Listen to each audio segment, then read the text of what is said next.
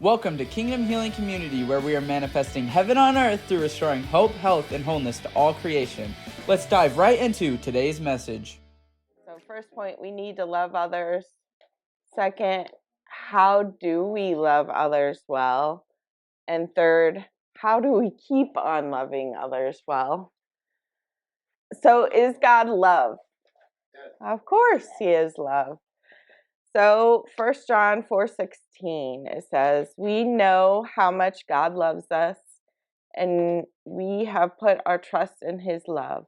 God is love. And all who live in his love live in God, and God lives in them. Genesis 1:27 says, God created man in his own image. So if God is love and he created us in his own image, what does that tell you? We are love, right? We should have a loving image if we're portraying what God created us to be. John 13:34 through 35. So now I'm giving you a new commandment. Love each other just as I have loved you. You should love each other. Your love for one another will prove to the world that you are my disciples. I always find this verse, and I find it really interesting because I feel like so many times if you go around looking at Christians, that you would have a hard time seeing their love. And I just feel the second part of this, it's always pulled me in. It says, I'm going to repeat it again. Your love for one another will prove to the world that you're my disciples. So if you're not loving one another, it would be hard to see you as Christians. Is kind of what I see there when we say that. Or, in other words, you might cause other Christians to stumble if you're not loving one another. So with these three verses I just shared, you can see the foundation of having a relationship is God and love.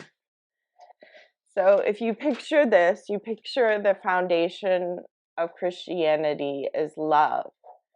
And a lot of people want to go on preaching and prophesying and evangelizing, and yet they don't have a good foundation of love yet. They don't understand how to show love or do love in their life. Then we have this foundation that's cracked and has holes in it.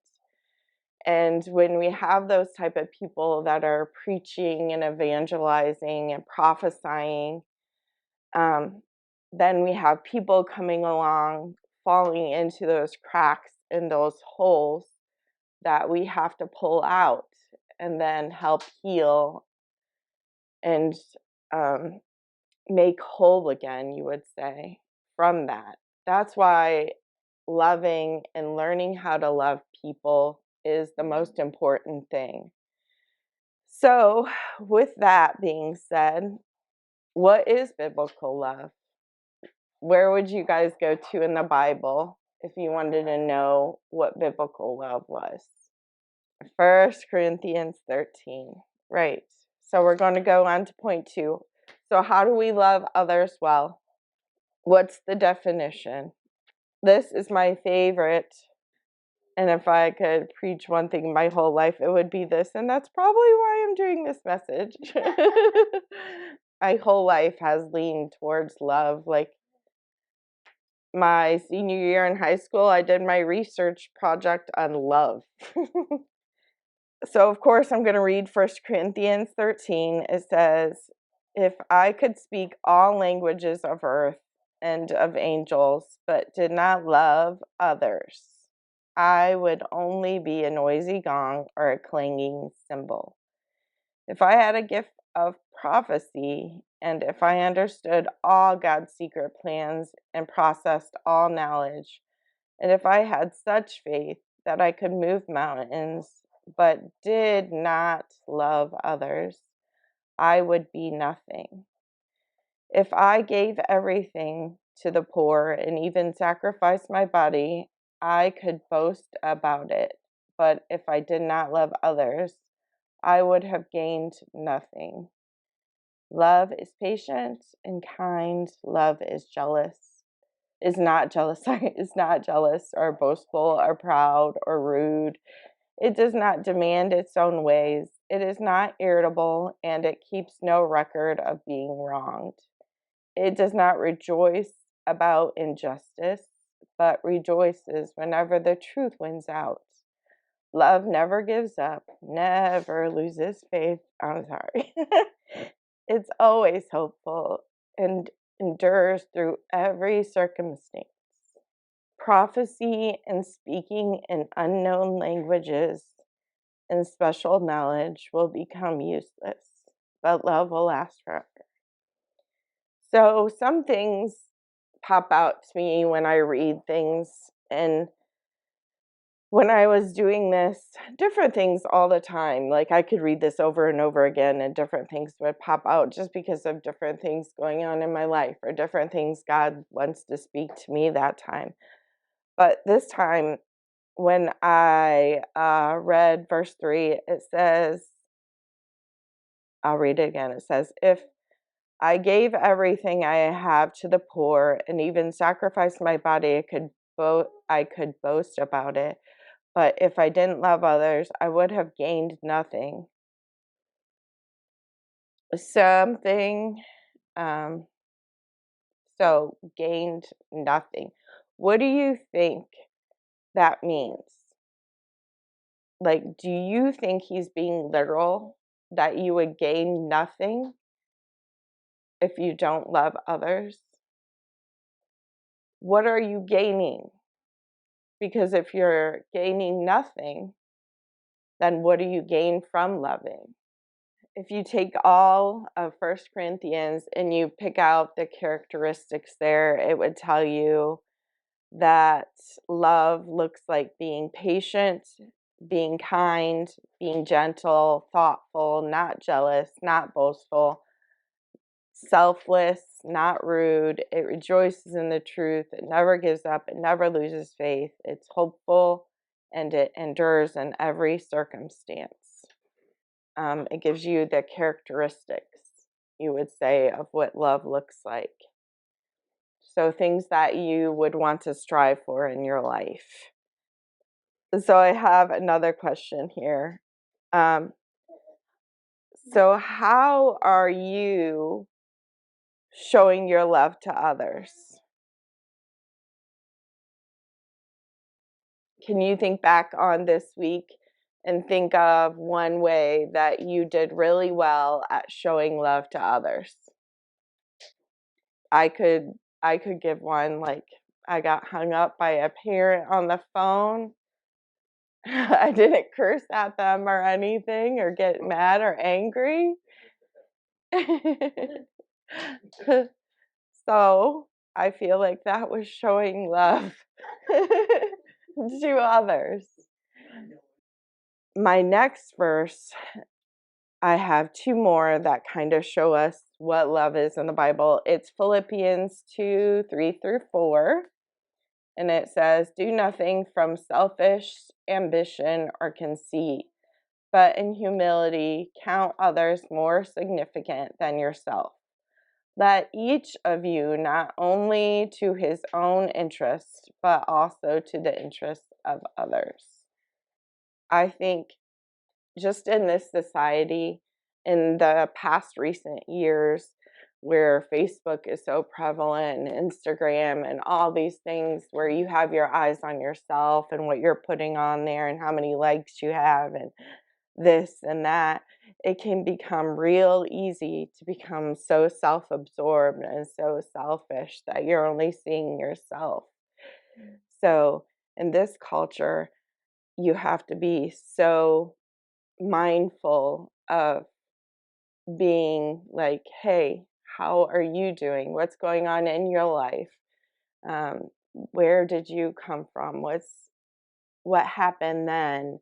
How do I help you? Type things, because you can become so absorbed in what you have going on that you aren't seeing other people and seeing what's going on in their lives and wanting to help them and wanting to love them, because you're so self-absorbed with yourself. And that can also cause you to be depressed and things like that too. It's not the only cause, but when you're so looking at yourself and seeing all the little flaws and all the things, you didn't get enough likes, and I'm not doing everything perfect and things like that. But when you take a second and you step out and be like, hey, what do you need? How can I help you? What's going on? How can I love on you? Things like that, it brings it back. It makes that love keep going, like we were talking about. Uh, so that is what I feel there, that Philippians 2:3-4 is so relevant, especially nowadays here, that we need to know that if we're going to love well. And then the last one I have here is 1 Corinthians 16:14, and it says, let all you do be done in love. And when I read this one, of course, the all popped out. And I know, like, not all the time, like, all is like all, But this one, I really felt it. It says, let all you do be done in love. And I just think that's so important. Like we've talked before, if you're not doing all you do in love, then you're going to be hurting others. So you have to reflect on yourself and say, hey, is this in love or is this not? And that's when you decide, am I going to do that or not do that? And it's just so important to keep that in the front of your mind that, okay, I'm going to post this on Facebook. All right, well, am I doing it in love or just to kind of poke at some people that I know, you know? So I have a question. What did you guys do in love this week? I mean, did you take a minute to call your parents, talk to them, love them? I mean, they did not let you die when you're a baby. I mean, if you can't think of anything else positive, there's always that. You're still living. You're still living. Or did you take time to fellowship and love on your wife or your husband or your boyfriend, your girlfriend? Did you take time to acknowledge the people in the store around you? This I'm poking at myself because I can get in like tunnel vision when I go into stores and just be like, and not even know there are other people around me the whole entire time. But did you take that time in the store to smile, to hold open the door, to acknowledge people, to be there for others? I mean, it's just little things like that that can actually help out other people. And I think it's good, like, especially right now, we're just going to take a second and just examine different areas of your life and just be like, okay, like, this is what I did this week. What is one thing, just one thing, and you're going to write that one thing on the paper that I can improve on loving others next week. One thing that you can improve on loving others next week, because you want all that you do to be done in love. After you have the one thing that you want to improve, what's one thing that you did well?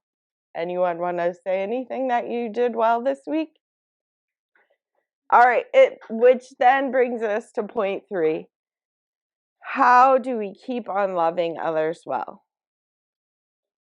So I know a lot of us in this room have been through lots of different things, lots of different stuff, lots of different situations. So you have to then bring up the question, how do you keep loving well? Because why this came to me is because last year I didn't really want to keep on loving well. To tell you the absolute truth. But, sorry, I let God speak to me in my heart. And that is how we actually, keep loving people well, is keeping that relationship with God. Because if you just shut Him out, then you're going to be shutting His love out.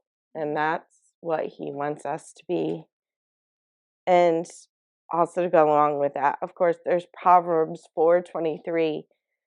And it says, above all else, guard your heart, for everything you do flows from it.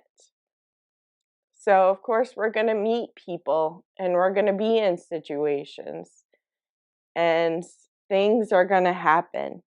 But through those situations and those people, we have to guard our heart. We have to know that, you know what, no matter what you say to me or do to me, I have a God that loves me and I'm going to keep on showing love. And that's the choice that you have to just keep on choosing. Because if not, then it will hurt lots and lots and lots of people around you. Be stubborn enough, because I'm pretty stubborn, to say, I'm not going to let the person who hurt me take love away from others.